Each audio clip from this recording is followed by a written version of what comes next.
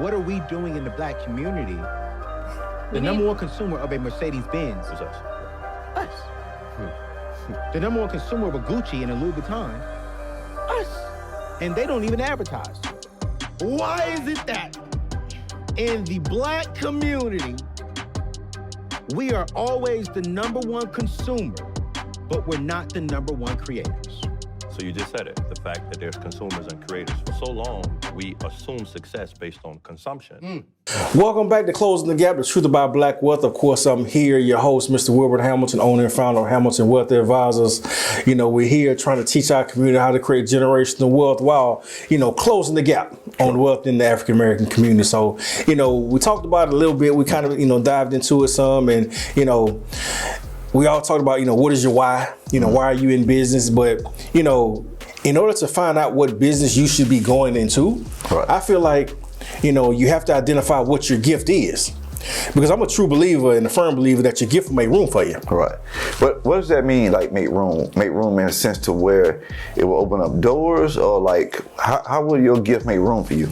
I mean, it's a loaded question, but I think you actually spoke about it without knowing you spoke about it. So you told me you started in, because, I push and you wanted to serve people. It's a service.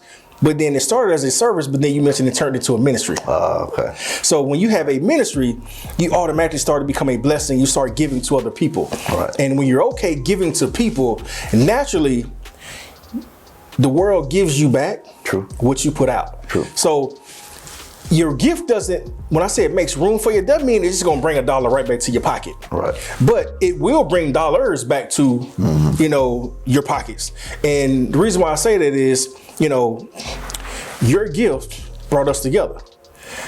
You operating in your gift, operating in your ministry, and you working with, our partner Terry Mills. Right. And T Mills Realty Group, check him out if you're in Birmingham. But you working with him led us together. True. Which is now branching off into other opportunities where now people that I know that are looking for your services, I'm referring to. That's right. And vice versa. So, that gift and you operating in your gift and in your passion for serving and helping people, right, and it becoming a true ministry has now opened doors that otherwise may or may not have been open. That's true. The trick is they're opening a lot faster because you're operating within your gift, right, and not outside of your gift. And I tell you, first and foremost, I've struggled with that in different phases of my life. Struggle with understanding that, or understanding that and staying operating in my gift, because what happened is people see your gifts right, a lot of times before you see your gifts. True. And they see how they can utilize your gift for them.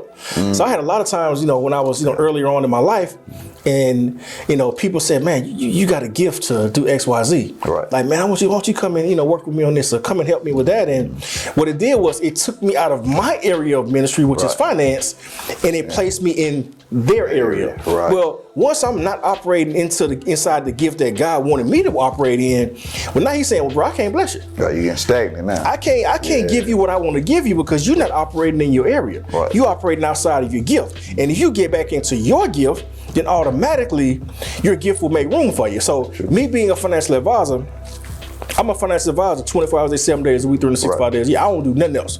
I don't do real estate. I don't do taxes. I don't do law. Right. But guess what? Me operating in my gift brings me real estate opportunities from the real estate guys that I know.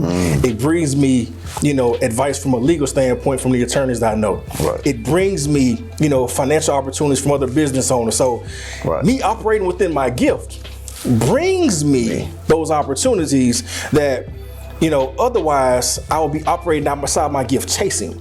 So when I'm chasing somebody else's dream, I'm not building my own. That's right. So we all have to understand and ask God, what is our gift? Like, Lord, show me the way. Right. But once he show you, it's being disciplined enough to walk in it. That's right. Most people, they want the reward, but they don't want to work. Like they don't want to literally walk on them hot coals. They don't want to have the struggle and the sacrifice that it takes to become successful. Being an entrepreneur like yourself is not easy. That's right. It's some sleepless nights. It's some hard nights. It's some lonely nights. All just decisions. It's some broke nights. Yeah. All these things come with it. But people only see you when you pull up in a new car. That's right. They see you when you run around and you're hanging out with the professionals, or you're doing this and that, and you got your name in the paper and your name is in lights, and you putting on this event, and they see, well, man, I push this partner with the city of Birmingham. They're doing XYZ, man. They're doing big things. Man, I wish I could do what they do. How you do that? But they don't see the years that you put into it, and the work that you did to get to that point where your gift made room for you, and they came to you. Right. And what they didn't hear was the conversation with God. Absolutely. I had to pray about it and talk about it. First and foremost. to be able to have that strength, because it takes some strength to operate in your gift. Like, because what happened is, if you're not operating in your gift and allow to make room, it'll be so hard that you won't do nothing but want to quit. Absolutely. And you have to anticipate. I always tell people this. Once you start operating in your gift, this is the ministry side of what we do. Once you start operating in your gift, you have to expect things to get tougher. Oh, yeah. When you start to commit yourself and discipline yourself to doing the right thing, the devil sees that. True. And he's saying, man, Rico's operating in his gift, and he has a ministry that's going to be a blessing to a number of different people, that's going to bring a lot of people together. Right. I don't need that to happen. I need a negative message to move forward, not a positive one that he's pushing. So I need to put every struggle and temptation in front of Rico I can to stop him from moving forward as a professional. But that's where you got to hone in and be strong enough and be passionate enough. And you always say, purpose plus passion equals profit. Right. And you have to have it, but you can't focus on the profit. The profit takes care of itself if you got the passion and the purpose. That's right. And that's what sustains you through those times when you're looking around and nothing seems like it's going right. You're looking like, man, I don't know where my next meal gonna come from, man. How am I gonna pay my employees? I'm like, how, like, Lord, I want to operate in my gift, but I gotta eat too. That's right. And the devil is tempting you with this opportunity that's some quick money that'll help you eat real good, but it's gonna take you out of where God wants you to be. And God is simply preparing you. He's trying to figure out if I can trust you with what I want to bless you with. So, a lot of times when things get tougher, you have to smile. That's why the Bible says you got to count it all joy. In the worst times, you have to sit back and you have to smile and say, you know what? And that comes with patience and understanding. That's what having those conversations with God. And I've had a lot of those conversations. And I got to the point where I started to understand, even with people, when someone does something to you or against you, you feel like somebody's, trying to halt your success. You just say, look, you know what? It's not even personal with you. You don't even understand. The devil just using you to stop me. I can't even get mad at you about what you're doing no more, because you don't even understand you being used. But I'm not going to allow you being used to stop me from doing what I'm doing, because my passion and purpose is way greater than what you're doing to me. I know I'm going to overcome and win. It's just a matter of time. I just got to persevere and see it through to the end. My take on it is, for one, we get caught up in trusting the process and not saying, we got to trust God in the process. Absolutely. The process might fail you. You got to trust God in the process. Well, the crazy thing about it, being an African-American in business, you might well throw that process out the window sometime. Because guess what? I look at things like this. The Lord made the earth in 6 days and rested on 7. Well, anything I want to do personally and professionally, he can make happen in the blink of an eye. That's right. Right back at you. Welcome to Hamilton Wealth Advisors, where our goal is to change the financial landscape of the African-American community by providing the best of the best in financial professionals to help close the gap on financial wellness, wealth creation, and wealth transference. We're continuing to expand and grow our reach and add qualified advisors to our team. Help us to teach our community how to create generational wealth. We're looking for passionate, selfless, and professional advisors that pride themselves in the core beliefs that education plus expertise leads to proper execution. So if you think this opportunity may be for you, ask yourself this question: what is your why? And if the answer is you want to be a professional successor advisor that makes a positive impact in the lives of all you come into contact with, contact us about joining our team today. As we look to move forward, continue to be a blessing to those who would never come into contact with by creating a successful financial plan today. Welcome back to Closing the Gap, Truth About Black Wealth. Of course, I'm your presenter, creator, idea man, Mr. Hamilton, but actually the production specialist, Mr. Daz, Mr. Rico, of course, back here with me again, putting it together. We've been having a wonderful conversation today. Being blessed, being enlightened, and uplifted, and also rejuvenated. I'm always excited to hear another perspective and get that, another person's why. You know, and your why motivates me to keep doing, because it reconfirms for me my why and to keep going in the right direction. And, you know, it confirms that, you know, I'm moving in the right direction, but also that I'm operating my gift. You know, but how did you know that you were operating in your gift? I knew I was operating my gift because there was nothing that was going to deter me. All the things I've been through, all the naysayers, just any people, the people that close to me, whoever had something to say, it wasn't enough. It wasn't enough to make me stop wanting to do this because of what they said, or because the obstacles that I had, I realized like that's a lesson I'm gonna learn from that. That's my mentality. I'm gonna learn from that. Yeah. You know what I'm saying? Oh yeah, I messed up, or I took a wrong turn, but I'm gonna learn from it and I'm gonna apply it. I have this motor in me to be better at what I'm doing. I can't give up. I cannot quit this, man. I gotta go out to the grave with this one, man. Man, you know what? I understand. Cause I feel exactly the same way. I mean, I've had many nights where I'm like, man, I'm tired of this, man. Like, man, you know what? Man, Black for hard head, y'all don't want to listen. You know, y'all want to do what y'all want to do. You want to come sit in my office and ask me to help you, but then tell me what you gonna do. Exactly. You know, and better not do it. I got license and credentials, degrees, and everything else. Right. So, you know, somebody you want to argue with me on Facebook about how you should invest your money. But I'm the one got the securities license that actually invests people money for a living. You've been doing this since you took a class on yesterday, and you want to come and tell me how we supposed to do me. And I'm just sitting here like, man, I'm like, how it is. And so it makes me like, man, like, Lord, am I operating in my gift? Well, like, It make you question yourself. It make you question yourself. Because, but like I said, there's a undying passion and an endless amount of energy to keep moving forward, regardless of what happened. I mean, I've had, young in my life, I had business partners that I started with, that obviously are no longer with me today, that I, you know, learned that we were operating in two different areas. Right. But we did the same thing. Right. Both of us were advisors, but he was operating from a place of profit. But let me ask you this though, do you have to have a why or a purpose to be an entrepreneur or to be a business owner? Well, you don't. Well, those are two different things. So, an entrepreneur is someone who likes to be involved in business, but that don't mean that you run a business. Okay. Just because you're an entrepreneur, you like to maybe invest in other people's businesses that they're running successfully. Right. But, you know, for me, you know, I feel like everyone has a gift and a purpose. True. I feel like you have to find out what your gift and your purpose is.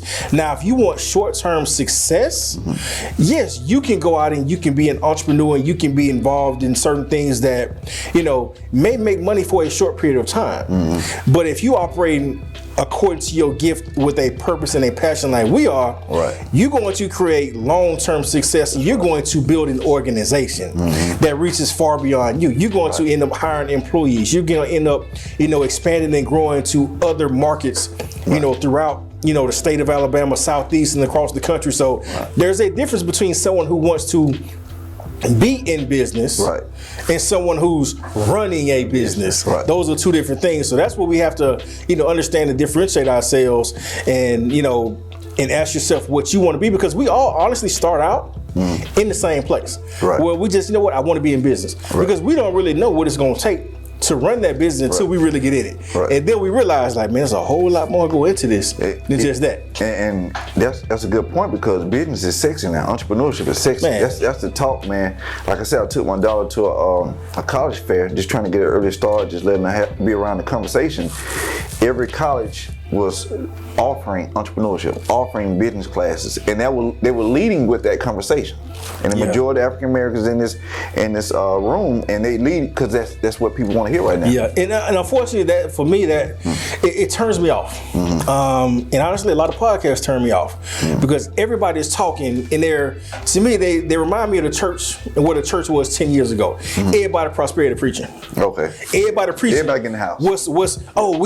Ask God for your blessing. Ask God for your blessing, but ain't nobody ask God to forgive them for their sins first. Like, you ain't stopped sinning first, but you asking God for the blessing. Like, you know, faith without works is dead. Like, you know, obedience is better than sacrifice. Like, we don't want to go through those necessary steps and sacrifice what we need to give up in order to grow and become successful. So that's where, you know, I take offense with a lot of times, because I look around and, you know, we're being misled for individual gain and profit.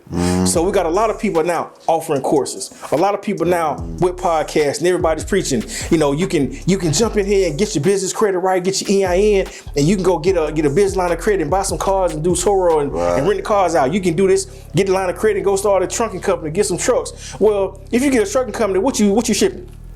What contracts do you have? Do you know the process of going about getting a contract? What kind of liability insurance do you need to have? What's the business structure you need to have in place so if one of them truckers get into an accident, they don't sue you for everything you got and then some, so your kids ain't gonna never have nothing. So what are you doing that makes sense? We're just doing stuff. You know what? You know, I want to flip houses. I want to be a renter and get some property. I'm like, but have you taken care of the mortgage on your own home? You know, what's paying your mortgage? The reason why most of these side hustles are not going to become successful is because you're not operating in your gift. God ain't told you to go do that. God ain't never told you to give up your job that's paying your mortgage and enter into a field where you have no experience and no expertise until you've secured yourself properly financially. God is not going to tell you and put you in a situation where, not saying that you won't struggle, because there's a difference between struggling and making a bad decision. You know, we jump into stuff, already got debt on top of debt over here, but now we mortgage in the future because we gambling with Toro or trucking companies or real estate. You know, I had a lady call me the other day and she says, you know, I bought this property. I need to know kind of how to refinance it, what to do with it. I'm like, okay, well, tell me a little bit about your situation. Well, you know, I did about 6 months ago because everybody was saying you need to get rental property. But, you know, but at the time I was going into forbearance on my home. But she got $50,000 from, you know, her father passed. So she took that $50,000 and got a rental property. I'm just like, you in forbearance on your own home.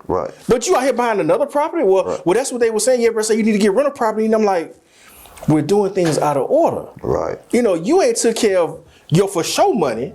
And now you out here gambling for I don't know money.